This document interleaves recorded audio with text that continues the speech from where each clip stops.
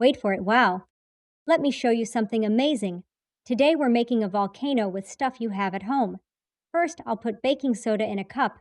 Now, add some food coloring and dish soap. Ready? Here comes the magic. Pour in the vinegar and watch it explode. Did you see that? Science is so cool. The baking soda and vinegar create a chemical reaction that makes all those bubbles. You can try this at home right now. Want to see more science magic? Subscribe and let's explore together.